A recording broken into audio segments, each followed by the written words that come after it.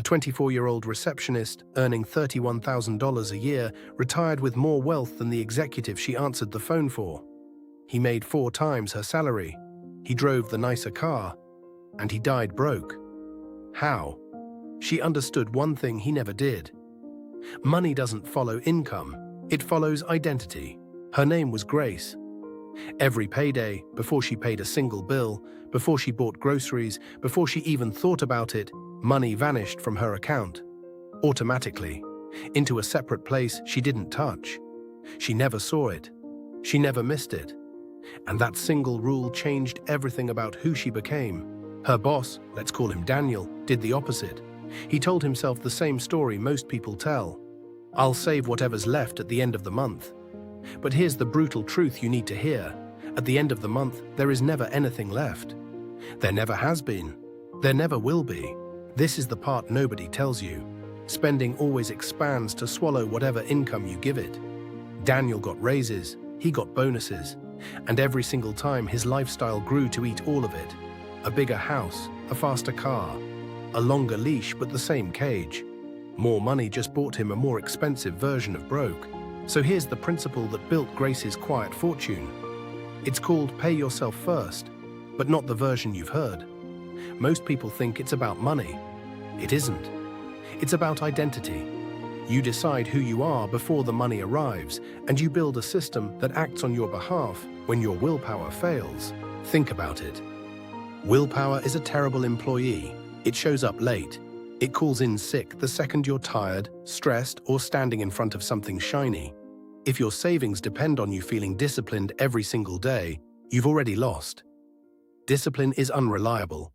Systems are not. So Grace removed herself from the decision entirely. The money moved before she could touch it. By the time her brain even noticed, the saving was already done.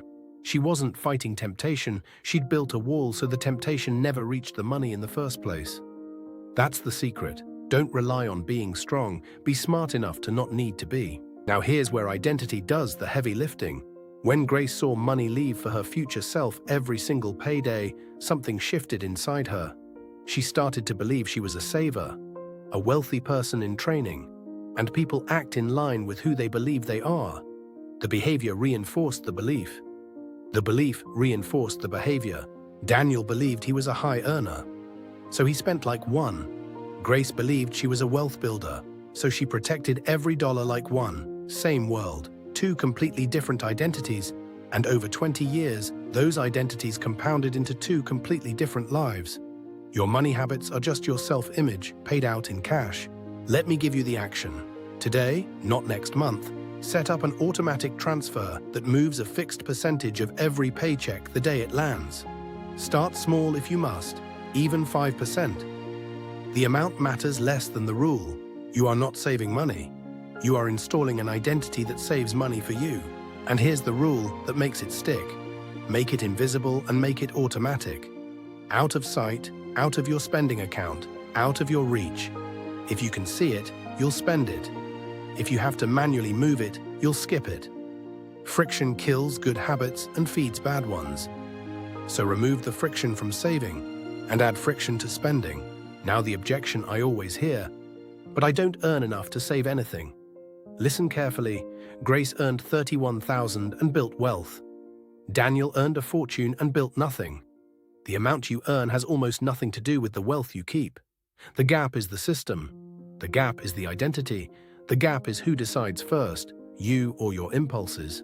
If you wait until you earn more to start, you never will.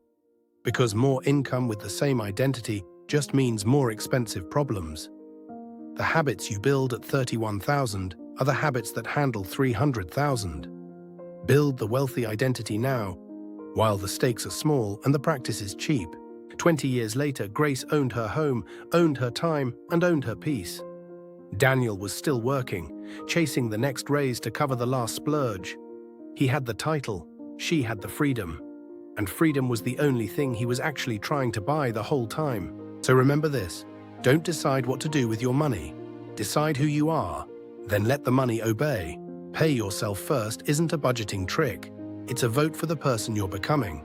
Cast that vote every single payday, automatically, before your old self can spend the ballot.